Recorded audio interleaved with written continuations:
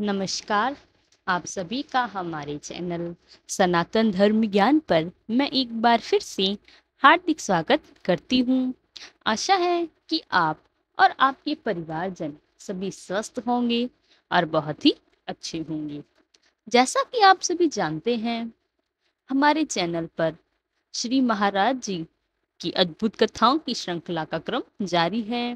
तो आज भी आपके लिए हम एक ऐसा ही विशेषांक, एक ऐसी ही अद्भुत कथा लेकर आए हैं। तो आइए बिना समय व्यर्थ किए लेकर चलते हैं आपको आज की कथा की ओर। यह कथा है कैंची धाम नैनीताल की, जहां पर महाराज जी बाहर की ओर, जो आप सभी भक्तों में, दर्शकों में से बहुत सारे लोग कैंची धाम अवश्य गए होंगे। आप सभी ने देखा है कि महाराज जी का एक ऐसा स्थान भी है जहां पर प्रांगण में एक जगह तख्त विराजमान है। महाराज जी का यह विद्यमान है, जो महाराज जी अपने तख्त पर बैठे हुए हैं और तख्त के ठीक नीचे की ओर महाराज जी कुछ भक्त बैठे हुए हैं और महाराज जी बड़े ही आमोद प्रमोद के भाव में हैं।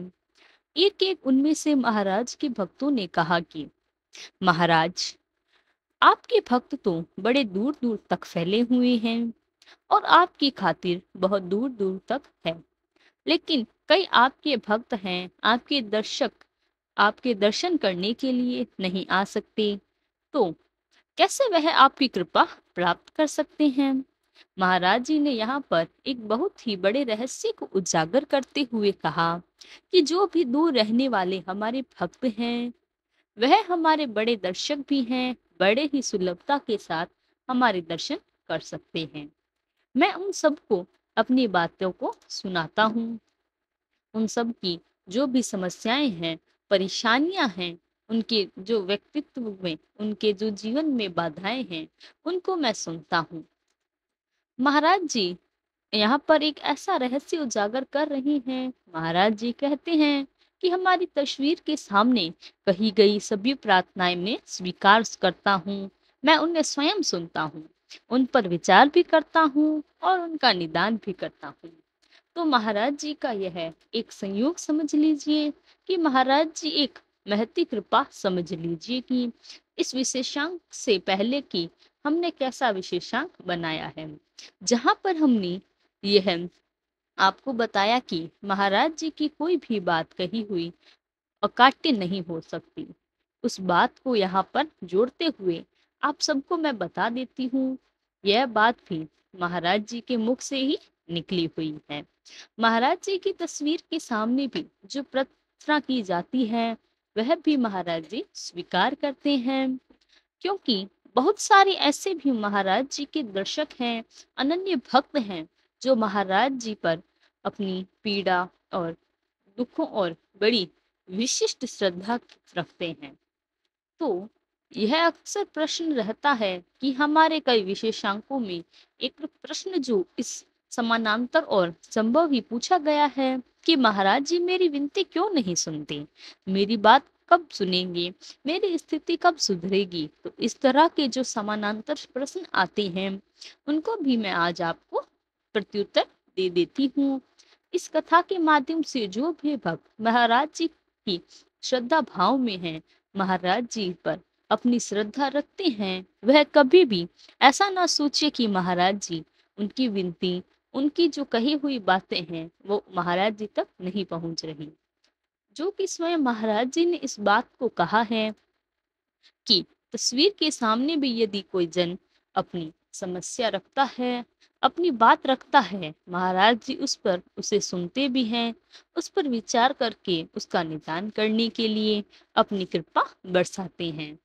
तो आप सभी ने ऐसा मत सोचिए कि आपकी विनती कब सुनी जाएगी। देखिए, आपको मैं एक बात बता दूं कि आपकी विनती को अवश्य सुनी जा रही है, लेकिन उसके निदान के लिए थोड़ा समय लग रहा है। तो आप धैर्य बनाकर रखिए। महाराज जी कभी भी किसी भी कठिनाई में, परेशानी में, दुख में आपको नहीं देख सकते। वह हर तौर पर आपको, जो उनके अनन्य भक्त है, उन पर सदा भाव रखते हैं।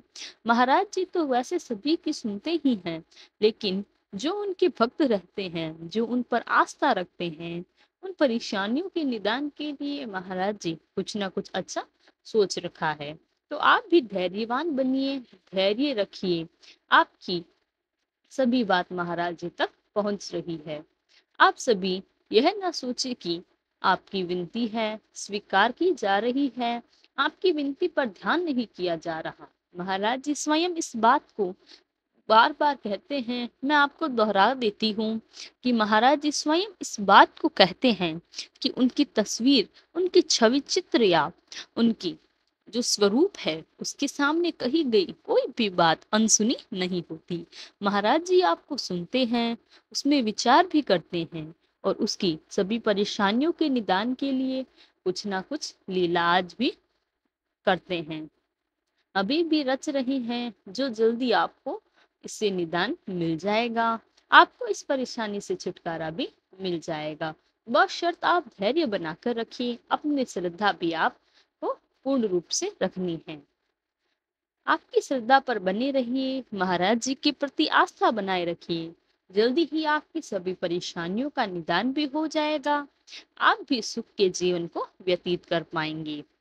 और आप धैर्यवान अवश्य बनिए, क्योंकि बिना धैर्य के आप अपने जीवन में कुछ भी प्राप्त नहीं कर सकते। जीवन में धैर्य सबसे बड़ा चीज है। तो महाराज जी आपके दुखों, आपके द्वारा की गई प्रार्थनाओं पर विचार विमर्श कर रहे हैं। चाहे थोड़ा समय लगे, लेकिन महाराज जी इसका प्रत्युत्तर अवश्य देंगे। तो यह था हमारा आज का क्रमांक। हम यहीं पर इसको विराम देते हैं। मिलते हैं अगले ही अद्भुत क्रमांक के साथ। तब तक के लिए जय गुरुदेव। अगर वीडियो अच्छी लगे तो लाइक, कमेंट, शेयर और चैनल को सब्सक्राइब करना ना भूलें। साथ ही यदि आपका कोई प्रश्न है तो उसको जरूर लिखिए, हम उसको प्रत्युत्तर अवश्य देंगे। जय गुरुदेव, धन्यवाद।